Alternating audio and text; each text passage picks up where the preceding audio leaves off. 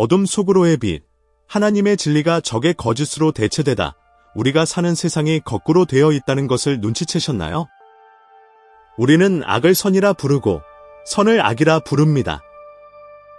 거짓말에 박수를 보내고 진리를 조롱합니다. 스스로에게 내가 믿는 모든 것이 사실은 거대한 거짓말이라면 어떨까? 라고 물어본 적이 있나요? 제가 오늘 여러분과 나누고 싶은 이야기가 바로 그것입니다. 우리가 어떻게 하나님의 진리를 마귀의 거짓말과 맞바꾸었는지에 대해 말이죠. 어둠 속으로의 빛, 진리는 빌라도는 제 눈을 똑바로 쳐다보며 수세기를 관통하는 질문을 던졌습니다. 진리가 무엇이냐? 저는 그 물음이 오늘날에도 캠퍼스에서, 식탁에서, 소셜미디어에서 물려 퍼지는 것을 듣습니다. 그 질문은 정당하고 그 고뇌는 진실입니다. 그리고 저는 그 질문에 정면으로 맞서려 합니다. 진리는 단순히 우아한 개념이 아닙니다. 진리는 목소리를 가지고 있으며 진리에 속한 자는 그 목소리를 듣습니다. 우리는 수많은 의견, 헤드라인, 화려한 약속들로 둘러싸여 있지만 여전히 공허함을 느낀다는 것을 깨달으셨나요? 마치 발 디딜 곳이 없는 것처럼 말이죠. 우리가 더 많이 말게 될수록 더 의심스러워진다는 것이 이상하지 않나요? 이것을 신뢰의 간극이라고 부르며 이것은 새로운 것이 아닙니다. 빌라도도 이 간극에 맞섰고 우리도 마찬가지입니다. 저는 많은 사람들에게 낯설게 들리는 주장을 합니다. 성경은 현실을 미화시키기 때문이 아니라 진리를 말하기 때문에 성스럽다고 불립니다. 하나님에 대해, 인간에 대해, 마귀에 대해, 그리고 죄와 약점을 그대로 드러내는 영웅들에 대해 말입니다. 진리에 헌신하지 않았다면 어떤 책이 그렇게 할 수 있었을까요? 불편하다는 것을 압니다. 진리는 항상 우리가 거울을 보도록 요구합니다. 그리고 어쩌면 그것이 우리가 변화할 필요가 없는 편리한 버전을 선호하는 이유일지도 모릅니다. 나는 아무것도 대가를 요구하지 않는 그저 믿을 수 있는 무언가를 원해라고 몇 번이나 생각해 보셨나요? 바로 여기서 간극이 더 깊어집니다. 이 간극의 뿌리는 시작으로 거슬러 올라갑니다. 하나님은 풍요와 자유를 주셨지만 동시에 우리가 신이 아닌 피조물이라는 것을 상기시키는 한계도 주셨습니다. 마귀는 속삭였습니다. 너희는 결코 죽지 않을 것이다. 너희는 하나님과 같이 될 것이다. 그리고 우리는 결과 없는 자율성을 약속하는 거짓말을 위해 하나님의 진리를 버렸습니다. 미묘함을 주목하세요. 그것은 단순히 불순종이 아니었습니다. 그것은 근원의 변화였습니다. 우리는 진리의 목소리를 듣는 대신 편리함의 목소리를 듣기 시작했습니다. 여러분도 이런 경험을 해본 적이 있나요? 의지력이 양심보다 앞서서 몇 분 동안은 모든 것이 잘 될 것처럼 느껴지는 그런 때 말입니다. 솔직히 말해, 제 싸움은 도덕적인 싸움 이전의 지적인 싸움이었습니다. 저는 해답이 필요했습니다. 증거를 원했습니다. 저는 슬로건에 담을 수 없는 질문들 앞에 섰습니다. 만약 진리가 존재한다면 어떻게 그것을 알아볼 수 있을까? 그리고 만약 존재한다면 그것을 따를 용기가 있을까? 저는 기독교 신앙이 제게 생각을 멈추라고 요구하지 않는다는 것을 발견했습니다. 오히려 제 생각을 그리스도의 현실에 복종시키도록 초대한다는 것을 말입니다. 성경은 이렇게 주장했습니다. 내가 곧 진리인 진리를 알지니 진리가 너희를 자유롭게 하리라. 이것은 도전적이고 직설적이며 우회하지 않습니다. 저는 모든 것을 증명할 수는 없었지만 한 가지 결정적인 것을 이해했습니다. 제가 그분을 제 삶의 주인으로 삼는다면 저는 용서와 목적, 그리고 평안을 찾을 수 있다는 것을 말입니다. 문제의 부재가 아니라 의미의 현존을 말이죠. 솔직히 말해보세요. 많이 약속하지만 거의 주지 않는 해결책에 지치지 않으셨나요? 어쩌면 여러분은 이렇게 물을지도 모릅니다. 하지만 이처럼 포화된 세상에서 어떻게 진리와 거짓을 구별할 수 있나요? 저는 간단하고 정직한 테스트를 제안합니다. 바로 지금 여기서 말이죠. 첫째, 근원을 확인하십시오.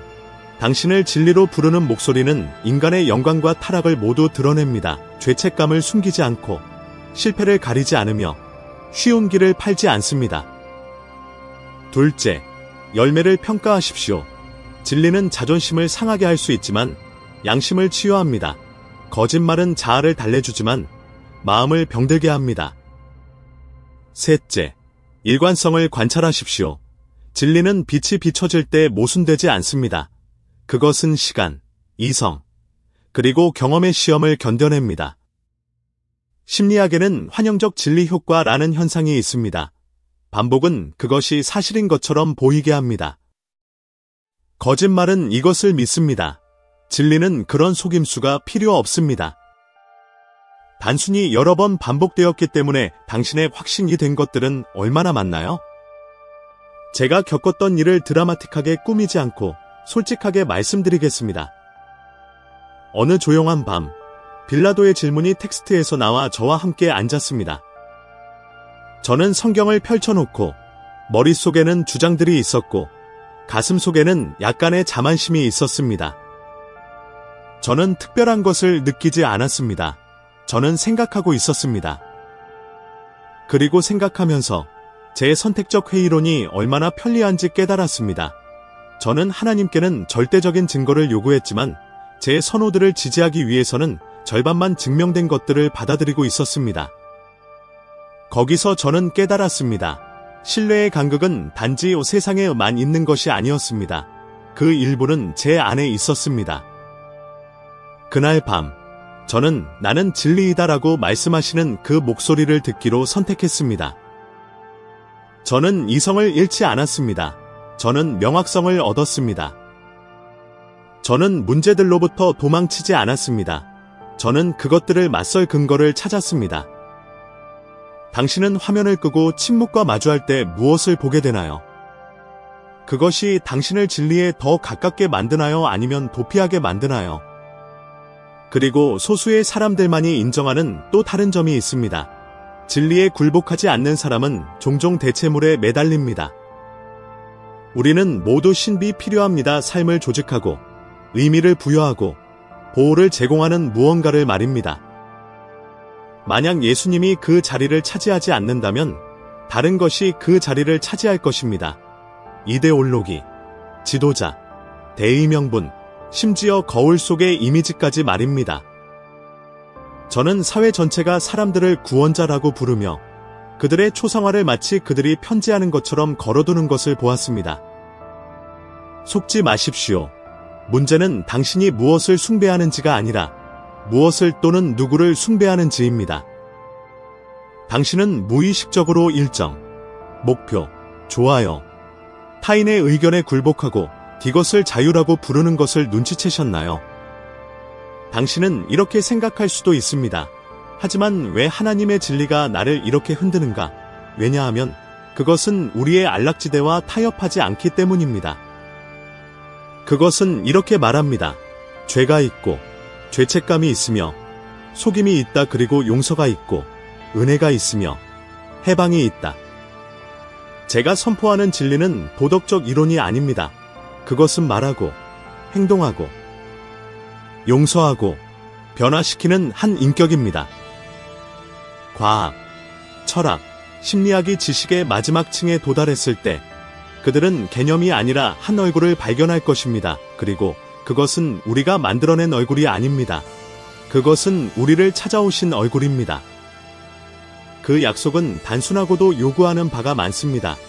너희가 진리를 알지니 진리가 너희를 자유롭게 하리라. 무엇으로부터 자유롭게 할까요? 죄의 형벌, 죄의 권세, 그리고 언젠가는 죄의 현존으로부터 자유롭게 할 것입니다. 인간의 마음이 깊은 곳에서 바라는 것이 바로 이것이 아닌가요? 잠시 멈추세요. 지금 바로 상식에 어긋나는 일을 해보세요. 심호흡을 하세요. 최근 몇 달 동안 인기가 있다는 이유만으로 당신이 받아들인 3가지 진리를 조용히 말해보세요. 스스로에게 물어보세요. 그것들이 근원과 열매, 그리고 일관성의 시험을 통과했나요? 만약 대답이 모르겠다라면 당신은 이미 어디서부터 시작해야 할지 알고 있는 것입니다. 제가 말한다고 해서 저를 믿지 마십시오. 시험해보세요. 진리는 시험받는 것을 두려워하지 않습니다.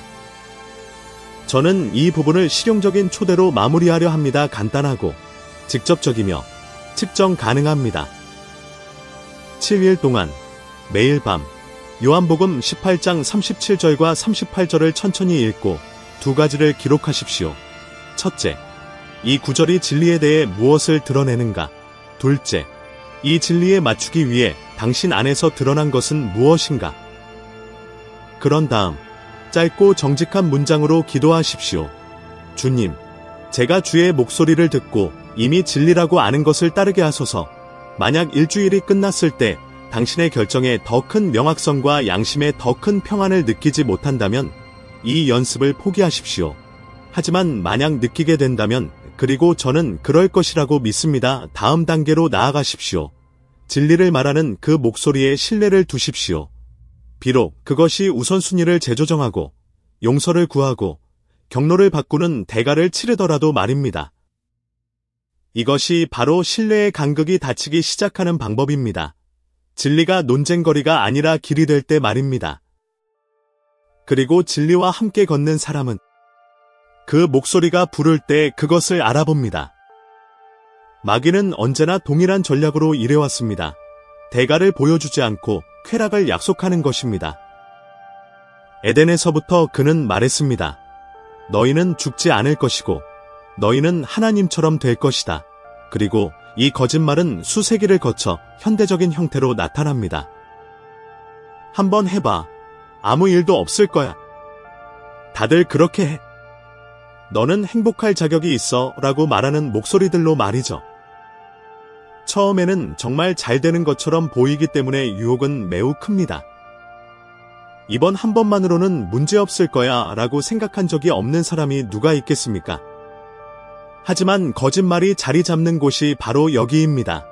우리가 예외이며 결과로부터 도망칠 수 있다고 믿을 때 말입니다. 주변을 둘러보세요. 문화는 진정한 자유가 한계, 책임, 규칙 없이 사는 것이라고 소리칩니다. 언약 없는 성내일을 생각하지 않는 마약, 절제 없는 술에 변화 없는 종교. 모든 것이 절대적인 자율성에 대한 초대처럼 보입니다. 하지만 그 결과로 우리가 보는 것은 무엇입니까? 죄책감에 짓눌린 젊은이들, 무너진 가정들, 피할 수 있었던 질병들, 마음과 몸을 노예로 만드는 중독들입니다. 플로리다에서 불과 15년 만에 강성 마약 사용이 6,000% 이상 증가했다는 것을 아셨나요? 이것은 단순히 차가운 숫자가 아니라 한계 없는 쾌락이라는 거짓말이 어떻게 전염병처럼 퍼져나가는지를 증명하는 것입니다. 딱 한 번이야. 그냥 파티 한 번이야. 그냥 하룻밤이야 라고 누군가가 말한 적이 몇 번이나 있습니까? 하지만 첫 번째 선택은 다시는 다치지 않을 수도 있는 문을 엽니다.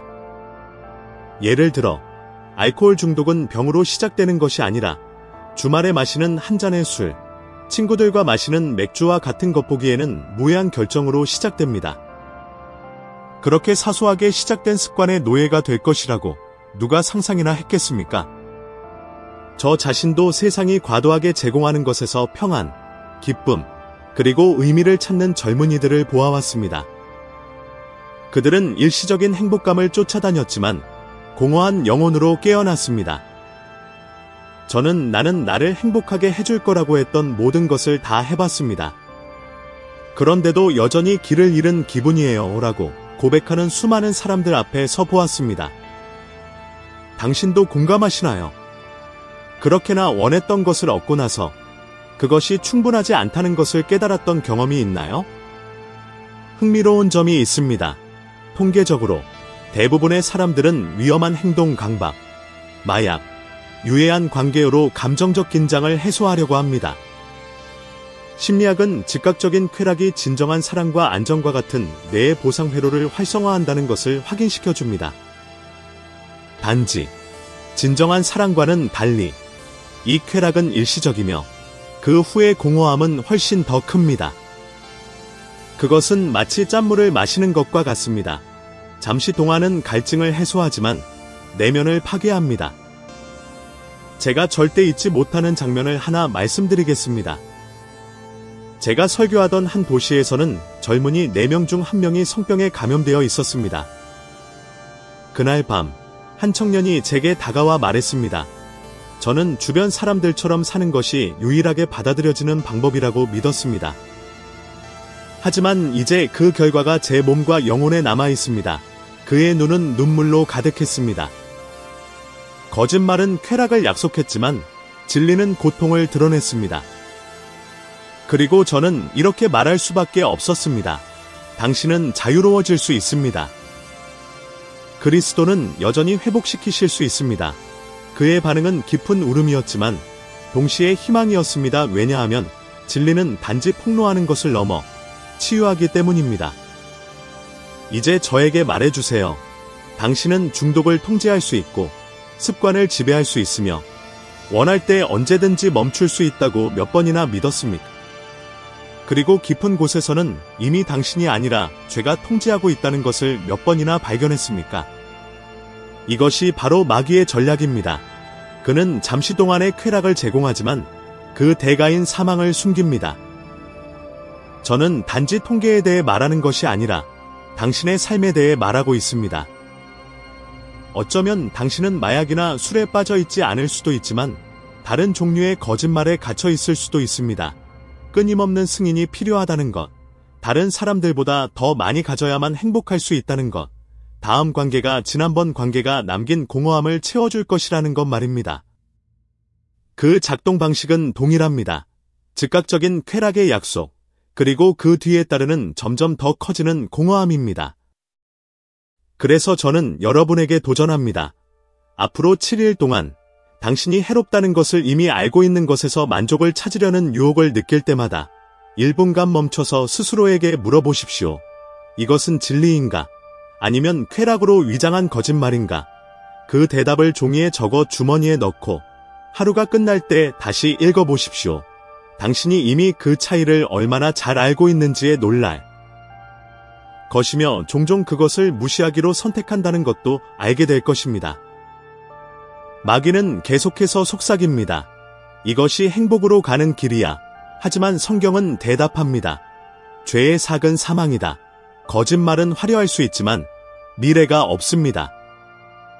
진리는 비록 포기를 요구하지만 자유를 가져다 줍니다. 그리고 저는 묻습니다. 다음번에 선택의 기로에 섰을 때 이 목소리들 중 어떤 것을 들으시겠습니까? 많은 사람들은 일주일에 한 번 교회에 가는 것만으로 삶의 균형을 맞출 수 있다고 믿습니다. 마치 일요일에 그 한 시간이 하나님 없이 보낸 나머지 모든 날들을 지울 수 있는 것처럼 말입니다. 하지만 이것은 마귀의 가장 큰 거짓말 중 하나입니다. 당신은 교회 좌석에 앉아 있을 수 있고 찬송가를 부를 수 있으며 설교를 들을 수 있지만 여전히 진리와는 멀리 떨어져 있을 수 있습니다. 이렇게 말하는 것이 힘들지만 필요합니다. 종교 생활과 관계는 같지 않습니다. 저는 웨스트버지니아의 한계에 대한 흥미로운 이야기를 기억합니다.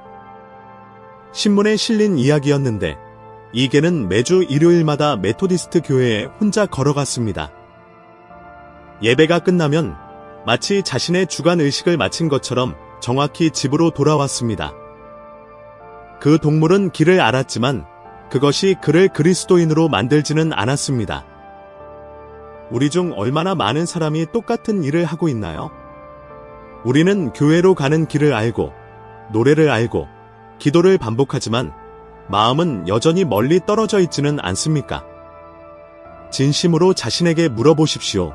예배를 마치고 나온 지 몇 분 만에 당신의 마음이 근심, 사업, 스포츠, 소셜미디어, 당신이 들었던 것 외에 다른 어떤 것으로 가득 찼던 적이 몇 번이나 있나요? 우리가 종종 믿음을 포인트 카드처럼 취급하며 참석을 쌓아서 나중에 어떤 보상을 기대하는 것이 사실이 아닌가요? 얼마나 많은 사람들이 나는 마음이 편안해. 내 할 일은 다 했어라고 말합니까? 하나님께서는 우리가 단지 4개의 벽 안에 물리적으로 존재하는 것을 기대하실까요?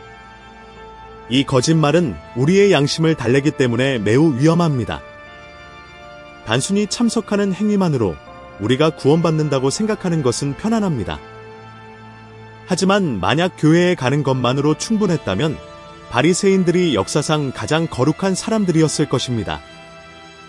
그들은 성경을 알고 있었고 의식을 따랐으며 앞자리를 차지했습니다. 그리고도 그들 앞에 서 계신 진리를 알아보지 못했습니다. 예수님은 분명히 말씀하셨습니다. 내가 곧 진리이니 의식도, 전통도, 사회적 습관도 아닙니다. 그분은 자유롭게 하는 진리이십니다. 제 마음을 열어놓겠습니다. 저 자신도 끊임없이 설교를 했지만 제 안에서는 그리스도에 대해 말하는 것과 그리스도 안에서 사는 것 사이에 거리가 있다는 것을 느꼈던 시기가 있었습니다. 저는 올바른 단어와 올바른 신학을 알고 있었지만 매일의 헌신이 부족했습니다. 저는 믿음이 제가 강단에 몇 번이나 섰는지로 측정되는 것이 아니라 불이 꺼진 후에도 얼마나 예수님께서 제 결정을 다스리시도록 내버려 두었는지로 측정된다는 것을 깨달았습니다. 이 깨달음은 저를 흔들었지만 동시에 저를 자유롭게 했습니다. 당신은 종교를 디행하는 것이 충분하다고 생각했던 적이 몇 번이나 있었습니까? 공개적인 행동이 개인적인 변화를 대신한다고 몇 번이나 믿었습니까? 정직하다면 당신은 혼자가 아니라는 것을 깨달을 것입니다. 이것은 흔한 두려움입니다. 내 믿음이 진짜가 아니면 어쩌지? 모든 것이 겉모습에 불과하다면 어쩌지?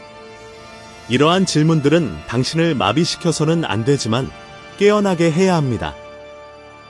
이것이 오늘날 어떻게 적용되는지 보세요. 한 달에 한 번 헬스장에 가는 것은 몸을 변화시키지 않습니다. 일주일에 한 번 건강한 식사를 하는 것은 몸을 치유하지 않습니다.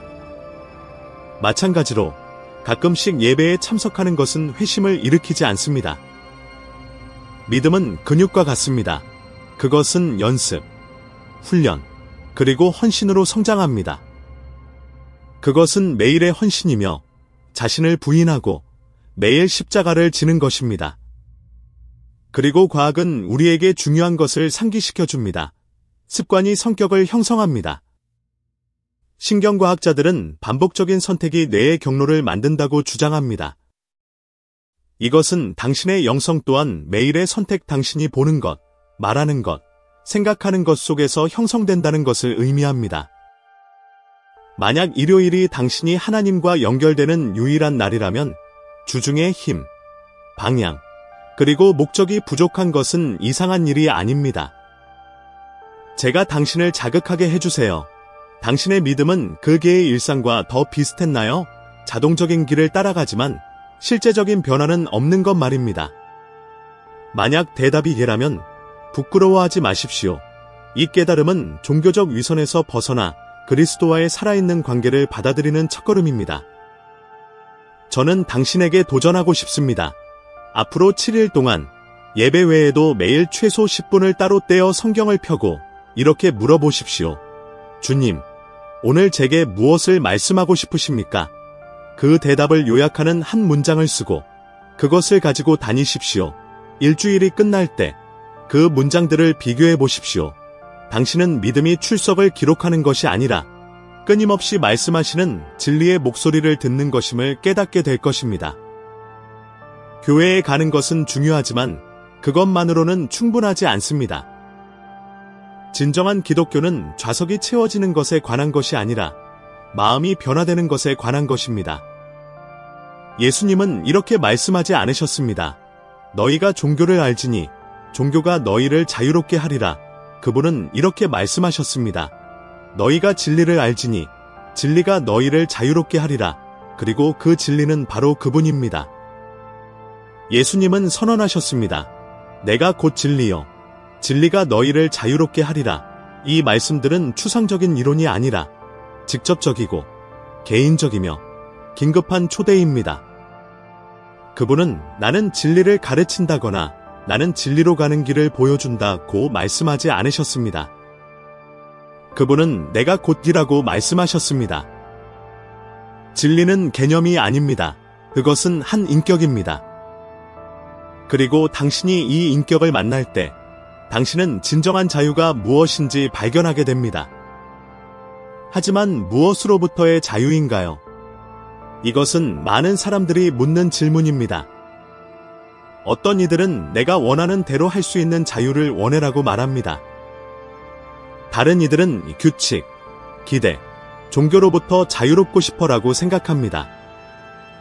하지만 아이러니를 깨달으세요. 종종 누군가가 자유로워지기를 더 많이 추구할수록 그들은 보이지 않는 사슬에 더 갇히게 됩니다. 죄책감, 두려움, 불안, 존재적 공허함의 사슬 말입니다. 자율성에 대한 무분별한 추구가 어떻게 노예 상태로 끝나는지 눈치채셨나요? 습관에 대한 노예 상태, 타인의 의견에 대한 노예 상태, 자신의 자아에 대한 노예 상태 말입니다. 예수님은 진리가 우리를 그 거짓 약속의 순환에서 벗어나게 하고 어떤 거짓말도 줄 수 없는 것을 주기 때문에 우리를 자유롭게 한다고 말씀하셨습니다. 양심의 평안, 진정한 용서, 살아있는 소망을 말입니다. 저는 모든 대륙에서 이것을 제 눈으로 직접 보았습니다. 광장과 대학에서 자유를 요구하는 팻말을 들고 있던 젊은이들이 속으로는 보이지 않는 감옥을 짊어지고 있는 것을 보았습니다. 정당한 대의를 위해 싸웠지만 영혼의 안식을 찾지 못해 지쳐있는 남자들과 여자들을 보았습니다. 그리고 그들 중 수천 명이 그리스도를 만났을 때 급진적인 변화를 경험하는 것을 보았습니다. 할리우드에서 상영된 길어버린 세대라는 영화가 기억납니다. 그것은 전 세계의 젊은이들이 전쟁, 오염, 불의에 대해 시위하는 것을 보여주었습니다. 하지만 갑자기 한 사람씩 그들은 예수님께서 그들의 삶에서 하신 일에 대해 증언하기 시작했습니다. 마치 그들의 눈이 다시 빛나고 짐이 떨어진 것 같았습니다. 그리고 여기에 차이점이 있습니다. 그리스도는 모든 문제를 제거하겠다고 약속하지 않으십니다. 그분은 고통, 의심, 어려움이 없을 것이라고 말씀하지 않으셨습니다. 그분은 싸움 한가운데의 평안을, 질문 한가운데의 목적을, 눈물 한가운데의 기쁨을 가져다 주겠다고 말씀하셨습니다. 이것이 오직 그분만이 제공할 수 있는 자유입니다. 그것은 현실로부터 도피하는 것이 아니라 새로운 힘으로 현실에 맞서는 것입니다. 당신은 인간의 마음이 얼마나 만족할 줄 모르는지 깨달았나요? 항상 더 많은 것을 갈망합니다. 더 많은 쾌락, 더 많은 성취, 더 많은 인정을 말입니다. 그리고 그것을 얻더라도 여전히 공허함을 느낍니다. 과학이 이것을 확인시켜 줍니다. 심리학 연구는 소위 쾌락적 즐거움이 일시적이며 경험하는 동안에만 지속된다는 것을 보여줍니다. 그러나 목적, 깊은 관계, 진정한 영성에서 오는 만족은 시간이 지날수록 지속되고 증가합니다. 그리스도의 진리는 이 사실과 완벽하게 일치합니다. 그분은 단지 순간적인 쾌락을 제공하는 것이 아니라 지속적인 의미를 제공하십니다. 저 자신도 이 딜레마와 싸웠습니다. 지적으로 저는 증거를 원했습니다. 하지만 깊은 곳에서 제가 찾고 있었던 것은 자유였습니다. 무거운 양심으로부터의 자유, 충분해야 한다는 압박으로부터의 자유, 미래에 대한 두려움으로부터의 자유 말입니다. 제가 마침내 제 삶을 그리스도께 맡겼을 때 문제들이 사라진 것은 아니었습니다. 오히려 많은 문제들이 더 커졌습니다. 하지만 제 안에는 흔들리지 않는 평안이 있었습니다. 마치 지진 한가운데에서 견고한 기초를 찾은 것 같았습니다. 그리고 여기서 질문은 당신에게로 향합니다. 오늘날 당신의 삶에서 자유는 무엇입니까? 그것은 당신의 충동을 따르는 것입니까? 당신이 유능하다는 것을 다른 사람들에게 증명하는 것입니까? 아니면 당신이 모든 것을 혼자서 짊어질 필요가 없다는 것을 알고 마침내 안식하는 것입니까? 우리 중 얼마나 많은 사람이 강한 척하지만 베개에 머리를 대고 이렇게 생각합니까? 누군가 나를 정말로 이해할까? 언젠가 내가 정말 자유로워질 수 있을까? 제가 당신에게 말합니다. 그리스도 안에서는 가능합니다. 죄의 형벌로부터 자유롭습니다. 더 이상 정죄가 없습니다. 죄의 권세로부터 자유롭습니다. 당신은 더 이상 파괴적인 습관의 노예가 될 필요가 없습니다. 그리고 언젠가 죄의 현존으로부터도 자유로울 것입니다. 우리가 그분과 함께 있을 때 그곳에는 고통도 눈물도 없을 것입니다. 이것이 완전한 자유입니다. 그래서 저는 당신에게 간단한 도전을 제안하고 싶습니다. 앞으로 7일 동안 아침에 일어나서 휴대폰을 들기 전에 큰 소리로 이렇게 반복하십시오. 예수님, 당신은 진리이시며 저는 당신 안에서 자유롭기를 원합니다. 그런 다음 하루 종일 당신이 거짓말을 믿도록 유혹받고 있다는 것을 깨달았던 모든 순간들을 기록하십시오. 그것이 당신이 누구인지, 무엇이 당신을 행복하게 하는지, 또는 세상이 당신에게 요구하는 것에 대한 것이든 말입니다. 일주일이 끝날 때 당신의 기록을 비교해 보십시오. 당신은 거짓말이 진리의 자리를 차지하려고 얼마나 많이 시도했는지 보게 될 것이며, 그리스도 안에서의 자유가 어떻게 한 걸음씩 더 현실이 되는지를 깨닫게 될 것입니다. 결정은 당신 앞에 있습니다. 마귀의 거짓말은 항상 빠른 쾌락을 약속하지만 높은 대가를 요구합니다. 그리스도의 진리는 비록 헌신을 요구하지만 아무도 빼앗을 수 없는 자유를 대가로 줍니다. 그리고 울려 퍼지는 질문은 2000년 전에 울렸던 그 질문과 동일합니다. 당신은 진리를 알기 위해, 그리고 그것이 당신을 자유롭게 하도록 내버려두기 위해 기꺼이 그럴 의향이 있습니까? 오늘 들은 모든 것 중에서 가장 중요한 점은 간단하고 직설적입니다. 진리는 개념이 아니고 의식이 아니며 헛된 약속이 아닙니다. 진리는 한 인격이며 그 인격은 바로 예수 그리스도입니다. 당신이 진리 안에서 걷기로 선택할 때 당신은 파괴적인 거짓말을 버릴 뿐만 아니라 변화시키는 자유를 발견하게 됩니다. 이것은 운명을 정의하고 의미를 부여하며 싸움 한가운데에서 지탱해주는 선택입니다. 만약 이 메시지가 당신의 마음에 닿았다면 여기서 멈추지 마십시오. 계속 나아가십시오. 화면에 나타나는 다음 영상은 당신의 여정에서 한 단계 더 나아가도록 돕고 당신의 시야를 넓히며 당신을 지금보다 1% 더 나은 사람으로 만들어 줄 것입니다. 저와 함께 끝까지 해주셔서 감사합니다. 다음 영상에서 뵙겠습니다.